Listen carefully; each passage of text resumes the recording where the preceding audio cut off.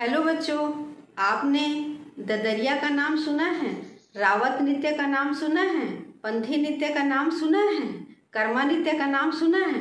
अगर नहीं सुने हैं तो चलिए आज मेरे साथ चलते हैं छत्तीसगढ़ की लोक कलाओं के अंतर्गत। मैं टीचर संगीता सिंह आप लोगों का अपने YouTube चैनल में स्वागत करती हूं और आज आप लोगों को मैं पढ़ाने वाली हूं कक्षा 10वीं विषय हिंदी का पाठ 4.3 छत्तीसगढ़ की लोक कलाएं, जिनको लिखा किसने है? दानेश्वर शर्मा जी ने लिखा है। क्योंकि हम लेखक के बारे में जानकारी हासिल कर लेते हैं तो हमको पाठ को पढ़ने में क्या हो जाती है? आसानी हो जाती है। तो चलिए लेखक के बारे में थोड़ी सी जानकारी हासिल कर लेते हैं। तो दानेश्वर शर्मा का जन्म कब हुआ था? 10 मई 1931 को ग्राम मेड़ेसरा, दुर्ग, छत्तीसगढ़ में हुआ था इनका जन्म। इनकी पहचान जो है वो कई रूपों में है। इन्होंने बहुत सारे कार्य किए हैं। तो इन्होंने जो कार्य किए उनमें सबसे पहला है भिलाई इस्पात संयंत्र के क्या रहे हैं? पूर्व प्रबंधक भी रहे हैं ये। साथ ही अखिल भारतीय स्तर के साहित्यकार भी रहे हैं ये। लोक साहित्य के अधिकारी विद्वान भी रहे हैं ये। इन्होंने हिंदी एवं छत्तीसगढ़ के ये यशस्वी कवि भी रहे हैं। साथ ही इन्होंने जो है वो ललित निबंध एवं स्तंभ लेखन का भी कार्य इन्होंने जो है वो किया है। ये फिल्मी गीतकार भी थे। साथ ही जो है वो श्रीमद् भागवत पुराण के प्रवचनकार थे और बहुत सारे कवि सम्मेलनों के क्या रहे हैं? संचालक भी रहे हैं। चलिए भी इनकी रचनाओं को देख लेते हैं।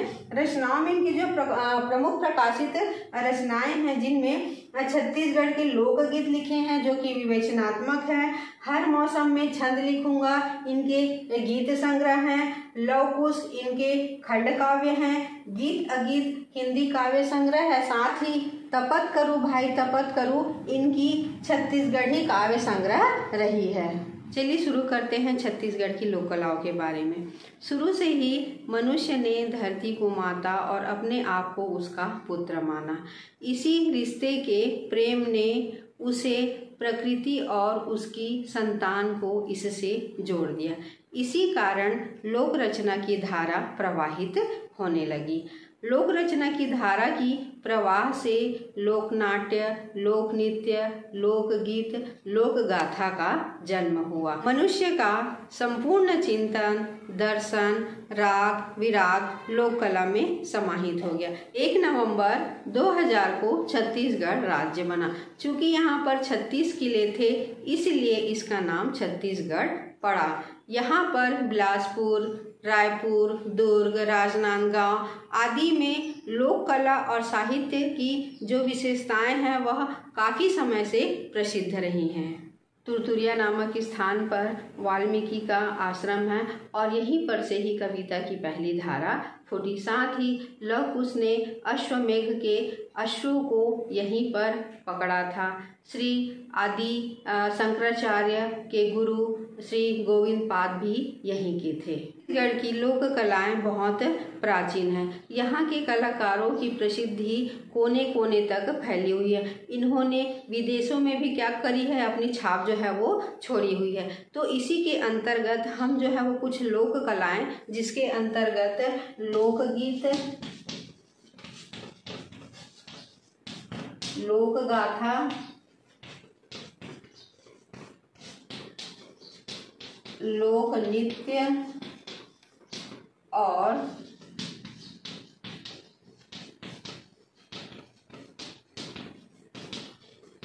लोक नाट्य का वर्णन इस पाठ के अंतर्गत करेंगे। क्योंकि विस्तार रूप से बता पाना संभव नहीं है, जितना कोर्स में बताया गया है उतना ही हम लोग कंप्लीट करेंगे। तो चलिए शुरू करते हैं। लोकगीत। छत्तीसगढ़ी लोकगीत में धुनों की विविधता है, इसलिए यह दूसरे भारतीय गीतों की अपेक्षा इसका विशिष्ट स्थान है। अगर हम छत्तीसगढ़ी लोकगीतों के बारे में देखें तो इसे छत्तीसगढ़वासी जो है वो झूमते झमाते क्या करते हैं? गाते हैं। साथ ही पुरुषों की अपेक्षा जो है महिलाएं इसमें क्या करती हैं? ज़्यादा जो है वो भाग लेती हैं। अगर हम प्रसिद्ध लोकगीतों का नाम अगर लिखें तो हमारे पास आता है, सबसे पहला नाम आता है ददरिया, जिसे छत्तीसगढ़ी लोकगीतों का राजा भी कहा जाता है। ददरिया, सुआ गीत, भजन, बिहाव गीत,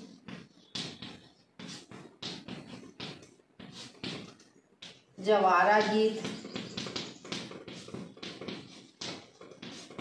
पंथी गीत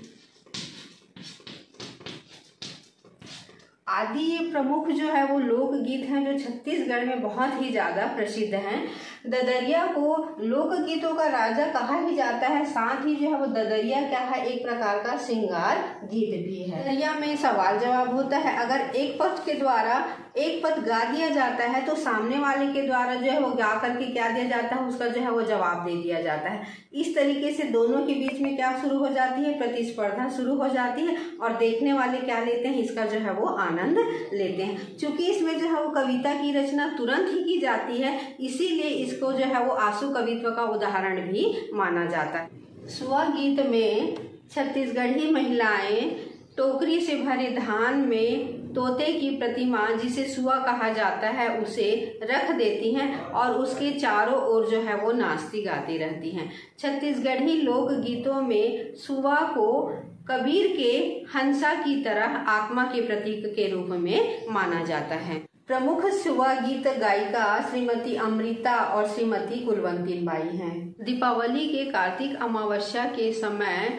गौरी की पूजा की जाती है और उसी समय गौड़ महिलाओं के द्वारा गौरा गीत गाया जाता है। यह गौरा गीत जो है वो रात भर भजन के रूप में चलता है और सुबह जो है वो देवी को आने का निमंत्रण देकर के इसका विसर्जन किया जाता है। और अगर हम प्रमुख गौरा गीत गायिकाओं का अगर नाम को देखते हैं तो उनमें कविता वासनिक है, ममता चंद्राकर है, साधना यादव है, अनुराग ठाकुर हैं। ये जो है प्रसिद्ध गौरा गीत गायिकाओं के श्रेणी में इनका नाम आता है। जवारा में शक्ति की आराधना की जाती है।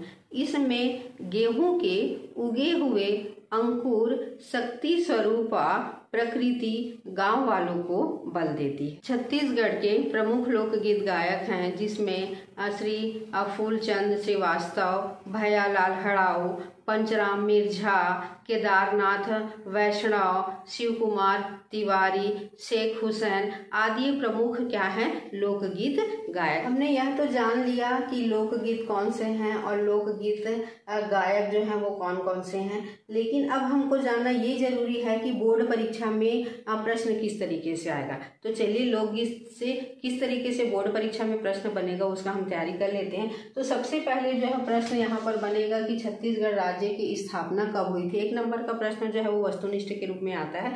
तब यहाँ पर आप बताएंगे कि 1 नवंबर 2000 को छत्तीसगढ़ राज्य की स्थापना हुई थी।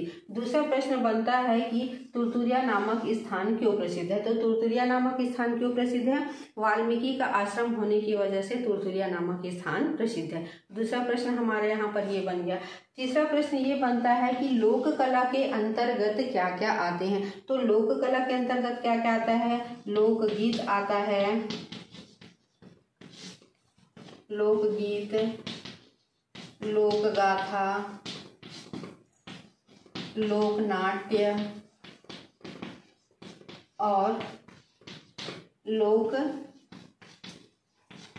नृत्य। ये किसके अंतर्गत आते हैं, लोक कला के अंतर्गत आते हैं। आगे हमारा प्रश्न बनता है कि प्रमुख लोकगीतों के नाम लिखो। तो प्रमुख लोकगीतों के नाम मैं पहले ही बता चुकी मैं है, क्या लिखेंगे, ददरिया गीत को लिखेंगे, भोजली गीत को लिखेंगे, बिहाव गीत को लिखेंगे। आपको जो याद कर सकते हो उसे आप क्या कर सकते हो, लिख सकते हो। ददरिया हो गया, भोजली हो गया, बिहाव गीत हो गया, सुआ गीत हो गया, जवारा गीत, इन सभी का नाम क्या कर सकते हो आप लोग जो है उसमें लिख सकते हो। आगे और प्रश्न बनता है जिसमें पूछा जाता है कि ददरिया कौन सा गीत है करके। तो ददरिया कौन सा गीत है, श्रृंगार गीत है। अधिकतर इस प्रश्न को जो है वो खाली स्थान या मैच के रूप में जो है वो पूछा जाता है कि ददरिया कौन सा गीत है। तो ददरिया कौन सा गीत है, ददरिया जो है वो श्रृंगार गीत है। उसके साथ एक और प्रश्न आ जाता है आशु कवित्व क्या है करके। तो आशु कवित्व क्या है, तुरंत कविता की रचना करना आशु कवित्व कहलाता है। और आशु कवित्व का उदाहरण क्या है, तो ददरिया क्या है, आशु कवित्व का उदाहरण है। इस तरीके से प्रश्न आ जाएगा। साथ ही और प्रश्न आ जाएगा कि जो टोकरी में सुआ का जो प्रतीक रखा जाता है वह किसका प्रतीक के रूप में माना जाता है। तो इसे जो है वो आत्मा का प्रतीक के रूप में माना जाता है सुहा गीत में। आप लोग इसको भी लिख सकते हैं।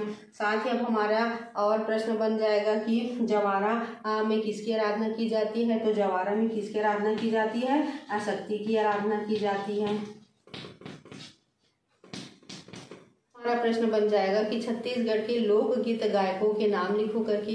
तो भी आप लोगों को जिनका नाम बताई हूँ मैं, जिनमें फूलचंद श्रीवास्तव, भैयालाल हड़ाऊ, पंचराम मिर्झा और शेख हुसैन, प्रकाश देवांगन, ये सारे लोगों के नाम किसमें लिख सकते हैं? लोकगीत में लिख सकते हैं। लोकगीत गायकों के नाम में हम क्या कर सकते हैं? लिख सकते हैं। तो इस तरीके से हमारा लोकगीत क्या हो गया है? पूर्ण हो गया है। और आने वाले वीडियो में जो है मैं लोक गाथा को लूँगी और इसी तरीके से उसके भी जो है किस तरीके से बोर्ड परीक्षा में प्रश्न पूछा जाएगा उसका भी अध्ययन मेरे द्वारा करवाया जाएगा।